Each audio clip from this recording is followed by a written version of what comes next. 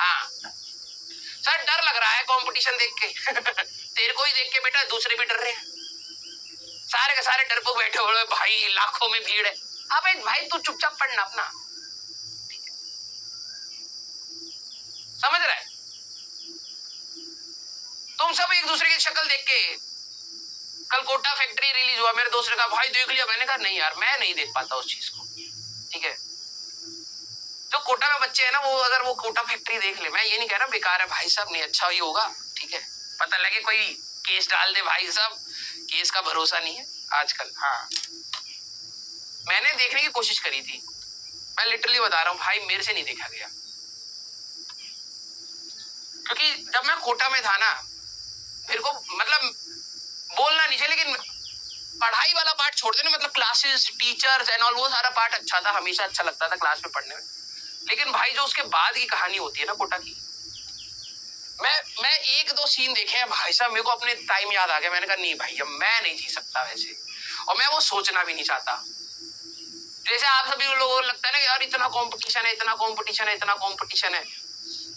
आज मैं जो भी हूं, मैं ये मानता हूं कि मेरे वहां के टीचर्स ने ही जो मुझे पढ़ाया, और जो मैंने पढ़ा, जो कोटा में मेहनत करी, मैं उसी की वजह से ही हूं। ये बात तो नहीं, वैसे 11th 12th में भी मेरे टीचर्स ने मेरे साथ बहुत मेहनत करी, मतलब सभी टीचर्स का योगदान है, लेकिन है अगर मैं सभी में बोलूं तो मेरा कोटा का जो जर्नी था उसका एक पार्ट, बहुत अच्छा पार्ट में बोल सकता हूँ कि मेरी लाइफ में कॉन्ट्रीब्यूशन रहा। लेकिन भाई वो किन किन ने देखा है, कौन कौन कोटा से है, मतलब अभी आप लोग ऑफलाइन कोचिंग भी वहीं से कर रहे हैं, कोटा में रह रहे हैं, ठीक है? मैंने और किसी सिटी का तो कॉम्पिटिटिव नहीं देखा, जैसे सुनने में आता है कानपुर में भी बहुत कोचिंग्स हैं, ठीक है? कानपुर है, और साउथ में भी कई जगह पर है, सीकर में भी बहुत है कोचिंग। भाई मैंने तो कोटा देख के ना सर, टीचर का पेन दिखाया है बेटा, बच्चों का भी है उसमें। मैं तो स्टार्टिंग में बच्चों वो अपना वाला टाइम याद आ गया था भाई, जब कोटा में जाते हैं तो क्या होता है भाई, कई सारे हैं, पता है वो, मतलब मेरे से नहीं देखा गया, मतलब मैंने थोड़ा सा देखने की स्टार्ट करी थी, लेकिन मुझे अपना वो टाइम याद आ जाता है। सिर्फ क्लासेस का टाइम अगर मैं हटा दूं ना, जब मैं टीचर्स के साथ था तो टीचर्स के साथ एंजॉय करते थे, पढ़ते थे, उसके बाद वाला टाइम मेरे को आई हेटेड इट, पता नहीं क्यों, इतनी गर्मी, खाने पीने का कुछ वो नहीं। और अभी तो चलो तुम्हारे पास मोबाइल है, हमारे समय पे, उस समय वैसा मोबाइल भी नहीं होता था, तो और पैसे भी बहुत ज्यादा लगते थे, तो ऐसा भी नहीं कि भाई अकेला फील हो रहा है तो घर वालों से बात कर ले। और टू बी वेरी ट्रू, हम इतना पढ़ाकू में थे भी नहीं, मतलब पढ़ लेते थे, समझदार थे। मैं कह रहा हूँ कि ठीक है, चीजें समझ आ जाती थी, मेजोरिटी 60-70% क्लास में समझ आ जाता था, काफी सारे डाउट रह जाते थे। तुम बिलीव नहीं करोगे, मैं पूरे टाइम कोटा में मैं एक बार भी डाउट कॉर्नर पर, मतलब वो डाउट सेंटर जो भी होते हैं, वो मैं कभी गया ही नहीं, कभी नहीं गया। पूरी जर्नी में एक बार मैंने अपने टीचर से डाउट नहीं पूछा, एक बार। सोचो, ऐसे ही थोड़ा बड़े बड़े चैप्टर छोड़ के आया था मैं, ठीक है? एक बार टीचर से डाउट, मैं ये नहीं कह रहा ये बहुत अच्छी बात है, इतनी भीड़ देख के, जैसे आपको कभी कभार डर लगता है ना, हम भी डरते थे भाई, मेरे को ऐसा लगता है भाई क्या चल रहा है यार, क्या चल रहा है, कितनी भीड़ है यार, और ऑल टाइम पढ़ाई पढ़ाई पढ़ाई पढ़ाई पढ़ाई, टाइम वेस्ट हो जाएगा, दोस्तों के साथ बैठ गए तो टाइम वेस्ट, गिल्ट मोड में, गिल्ट मोड में, गिल्ट मोड। अरे भाई मुझे ऐसा लगता है कि यार वो वाला पार्ट सभी को मिलके ना, सारे टीचर्स को मिलके करना चाहिए भाई, ठीक है तूने 5 मिनट बात कर ली ना, कुछ कोई गिल्ट मत लेता। हम लोग गिल्ट में आ जाते थे यार, हम लोग मेस जा रहे हैं, अगर हमें लगा ना कि यार मेस से आते आते 8 बजे के 10 मिनट हो गए या 15 मिनट हो गए, हमें लगता है 15 मिनट वेस्ट हो गए। और ये दो साइड है इसकी, ठीक है? एक साइड है जेन्युइनली वेस्ट हुए होंगे, जिनको सही में देना चाहिए पढ़ाई में। भाई हम लोगों को हम स्ट्रेस में वो अगले 15 मिनट खराब कर देते थे। भाई 8 बजे से तो पढ़ने का सोचा था, 8:15 हो गए। फिर समय के साथ लाइफ में समझ आई कि यार ठीक है वो चीजें भी इंपॉर्टेंट थे, लेकिन यार दोबारा मैं वैसी जिंदगी नहीं देखना चाहता। तो चिल होके जितना कर सकते हो उतना करो, भगवान उसमें आपको खुश होके दे देगा भाई, ठीक है? भाई सही बता रहा हूं, अच्छी सीरीज होगी, सब चीजें अच्छी है, मैं किसी को गलत नहीं कह रहा हूं। मुझे अपनी जर्नी, ठीक है, बहुत दर्दनाक लगती, मैं वो देखता हूँ ना, मुझे घुटन सी फील होती थी भाई, कि एक कमरे में बैठे हुए हैं, पढ़े जा रहे हैं, कुछ समझ नहीं आ रहा है, ठीक है, कि आगे क्या होगा। सब्जेक्ट समझ आ रहे हैं, कुछ कुछ चीजें समझ आ रही हैं, सवाल नहीं हो रहे, ठीक है। फिर ऐसा लगता था ठीक है भाई, हम जहां से आए हैं वहां पर तो लेवल नहीं पढ़ाया जाता था, यहाँ पर थोड़ा सा हाई लेवल है तो चीजें नहीं समझ आएंगी। एक्सेप्टेंस क्रिएट करे जा रहे हैं। हाँ भाई, कैसे निकले वहां से। लेकिन मैं आपसे बैड मेमोरीज, बैड नहीं यार, मतलब कैसे बोले यार, मतलब मैं तुम्हें एक्सप्रेस नहीं कर पाऊंगा, क्योंकि ऑनलाइन वर्ल्ड है ना, लोग बहुत गलत तरीके से इसको ना बोलेंगे, देखो ऐसा बोल रहा है वैसा बोल रहा है। यार बीइंग अ स्टूडेंट मेरे को ऐसा लग रहा है कि मेरे को शायद वैसी टीचर्स और वैसा ही एनवायरनमेंट थोड़ा सा ओपन जोन में मिलता। ओपन जोन मतलब ठीक है भाई, नहीं हो पा रहा तो एक्सेप्ट इट, ठीक है। वहां पर पता नहीं, मैं अपने फेलियर्स को भी एक्सेप्ट नहीं कर पा रहा था, ठीक है। अगर मुझे ऐसा लग रहा था ना कि यार ये चीज मेरे से नहीं हो पा रही है, तो मैं अपने आप को कोसने लग जा रहा था, ठीक है, क्योंकि मैं देख रहा था दूसरों से हो रही है। अब पता नहीं वो दिखावे में हो रही है, कोई भी आके हॉस्टल में आके बोल देता भाई ये किताब लगाई है, ये करा है, वो करा है, और भाई नहीं हुए हमसे, ठीक है। तो अपने फेलियर को भी एक्सेप्ट नहीं कर पा रहा था मैं उस समय, ठीक है। बहुत टॉर्चरस था वो मेरे लिए।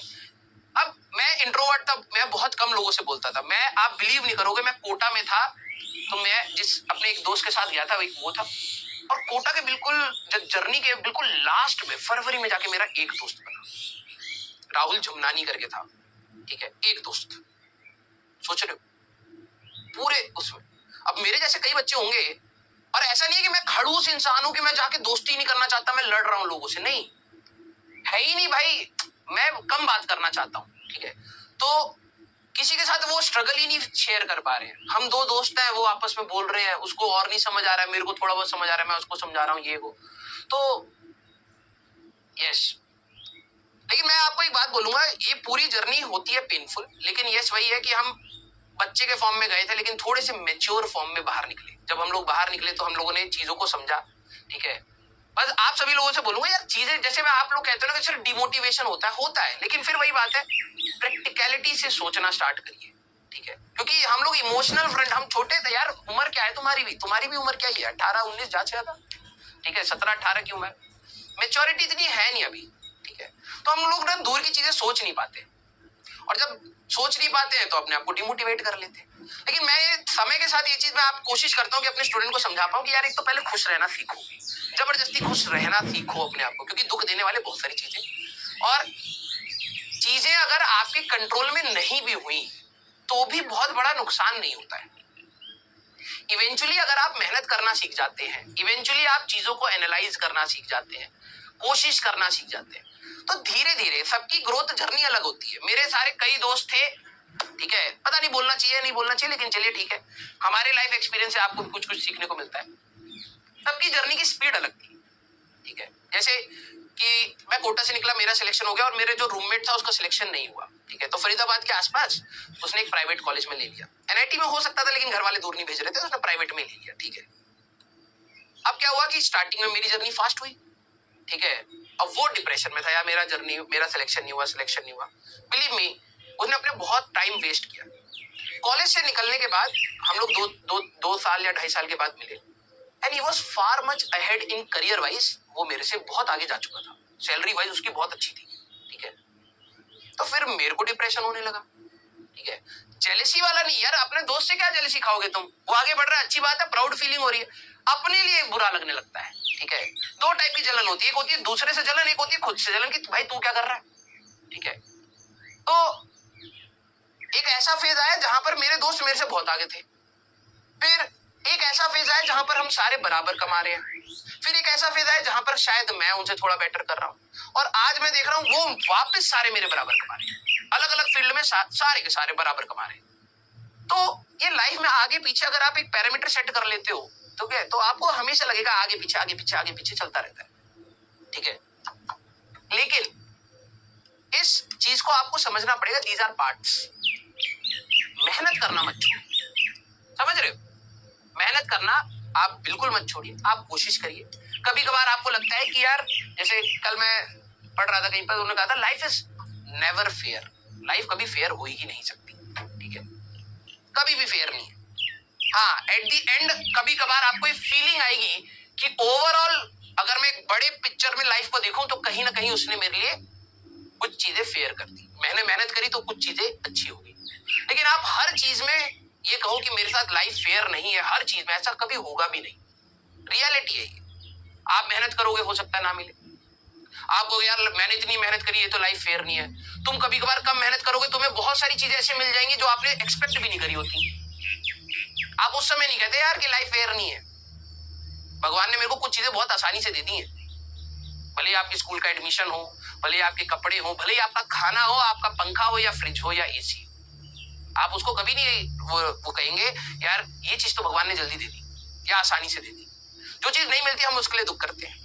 तो आप ये चीज समझिए, लाइफ हमेशा आपके लिए फेयर नहीं रहेगी। हम लोगों के हाथ में क्या है? हम लोगों के हाथ में सिर्फ मेहनत है। यस, तो आप सभी लोगों का बेटा एक टफ टाइम है जहां पर आपको शायद लगेगा यार आपको कोई समझ नहीं रहा है, या आप जो सोच रहे हो वैसा कुछ हो नहीं रहा है।